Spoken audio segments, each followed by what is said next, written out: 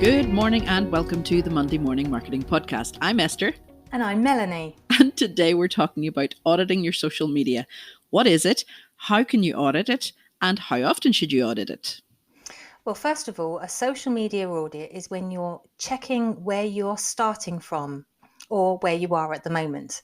So first of all, you go through each platform that you have your business on and you check to make sure they have all the same name, all the same branding, and all the same message.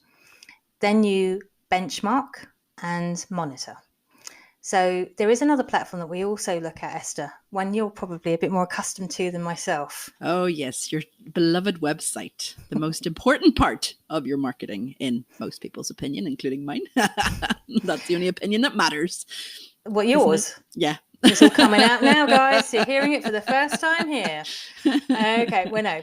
Quite seriously, yes, the website is really important and it is part of your social media audit, although it's not deemed as a practical social media platform. No, it's not. Nobody turns around and says, yeah, find me on my social media, platform as in www.mywebsite.com, Yeah. They would figure out that social media is more Facebook, Twitter, Instagram. Some people even have a hard time saying YouTube is social media, but it is. Oh, absolutely. And by having a particular presence on the right platforms and making sure that you're not on the platforms you don't need to be on anymore, or the ones that aren't working for you, you may need to be on it, but it's not particularly working for you. When people think social media audit or even social media in general, a lot of people think you have to be on every platform. You have to have a presence on every one. But yeah. I wouldn't need to be on TikTok, for instance. My audience wouldn't be there. No, but there are people who do say at least have the URL, at least have, claim that so that nobody else can go on and impersonate you, which is a valid point. But at the end of the day, if you're not going to use it, it's actually going to hurt your business at the end of the day. I'm trying to envisage somebody impersonating me on TikTok. Anybody want a challenge? Oh, for God, don't give them the idea. Crikey. Anyway, so she's gone. So now we're doing the social media audit formally. So this is something we go to our audience about. So they instruct us to help them, and we do a social media of their business.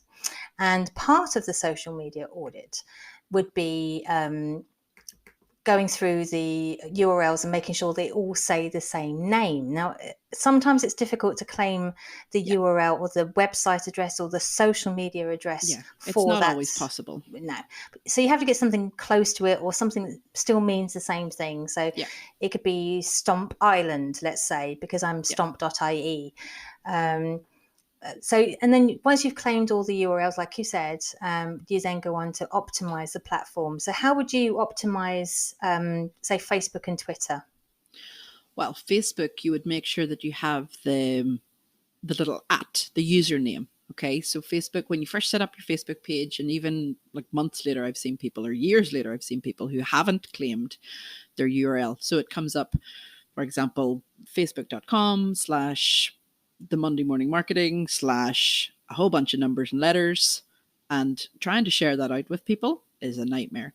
So what you want to do is you want to get your little @ sign, and you want to put in the social media marketing or Monday Morning Marketing in this example. You want to put in what your business name is into that as close as you can. Now, sometimes, especially with that @ and with Twitter as well, you're limited to the number of characters that you can use. Yeah. So for Twitter, we weren't able to put in the Monday Morning Marketing Podcast. It was far too long. So that's why on Twitter we are at marketing.com. So that's linked into our website and linked in with our name and everything. But because it's got a limited number of characters, you have to be a little bit more creative if your business is a really long name. If you have the same name, if your business is your personal name and you have the same name as somebody else, you may need to think about putting in a dot or an underscore or 1 or 2 numbers at the end, or changing out a couple of letters for numbers, like a 3 for an E or a 4 for an A or something like that. Be a little bit creative, but don't go overboard, because then you have to remember it at the end of the day what it is. Yeah, and it has to be memorable to others as well. If it's meaningless numbers and letters, it holds no relevance to people. Yeah, and a lot of people would consider the accounts with numbers and letters spam. If it's true. All just Melanie Boylan 1 2 3 4 5, people are going to go, really? So you say me, not you? No, I'm unique. Try finding another Esther Ocampo in the world. I dare you. Actually, please don't look up another Melanie Boylan. It's not good. So everybody's going to check now, aren't they? Yeah, we really are. So the other thing we need to do is also look at updating our About section. It's an area that unfortunately does tend to get a little neglected over time. So if you've been running your business for a little while, I know you've probably changed your address or your services, that sort of thing, but have you upskilled, done further training? Has your message slightly changed about your business? So as part of a social media audit, I would recommend everybody go through their About section or their bios on each platform, just to make sure it's still relevant and still current. Yeah, especially on Facebook. Now, Facebook has given us extra space recently. Now, when I say recently, it could be in the last year, okay? The last 6 months have been a bit of a blur as to what day we're actually on at the minute. But they've given us extra space to write your story.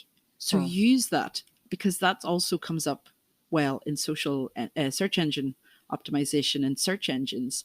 And, if people are looking for digital marketer, social media manager, have that. In our case, we would have that in our stories. If they're looking for your business, will you come up? And especially now, Facebook have added hashtags as a search engine optimization possibility. So now you've got to start incorporating hashtags in your posts on Facebook. Yeah, I'm not a fan of that, but if it helps with SEO, I'm for it. You just discredited what you previously said in the last sentence. Well,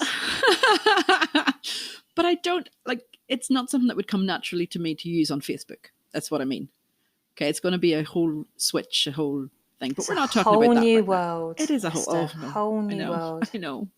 As we step out into our new normal. Okay, so there's one other thing we need to check as well. So we've checked our URLs, we've checked our About. We've optimized our platforms to make sure our images are the right sizes. We've freshened them up. You can put up seasonal images if you want, or some new special offer or new location, something along those lines. But there's another area that you need to check, certainly a lot more often than a lot of people do, and that is your analytics and seeing what your audience is liking. Because again, a lot of businesses, without even realizing it, are actually quite seasonal. So if you can have a look and see what's worked for you over the last week, the last month, the last few months, if it's been a while, and see what the audience is actually responding to, a lot of your analytics will go back that far.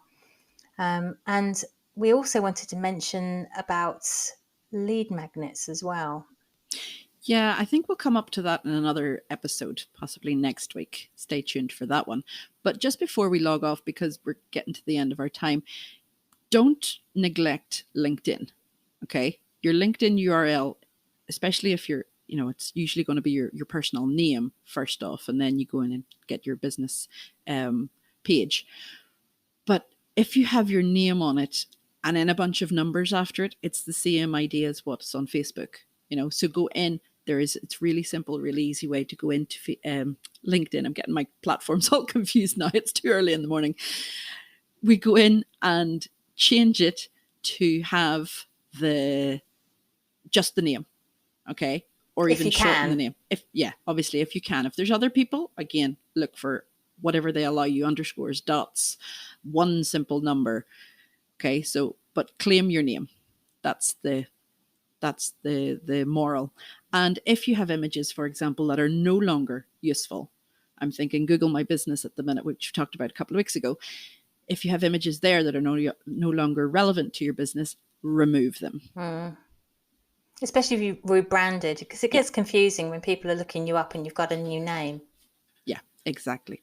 So, like I said, we'll talk about lead magnets hopefully next week. But if not, stay tuned for another episode of the Monday Morning Marketing Podcast.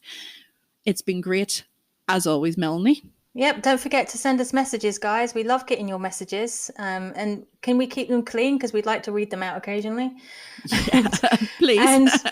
And also make sure you can find us on all the different social platforms. We're on all of them now. We had a chat about Google My Business and realized we didn't have one. So we're on there now, and we've got lots of great Google reviews. So if you like us, please give us a review. It's been great. Thanks very much, everybody. Goodbye. Bye.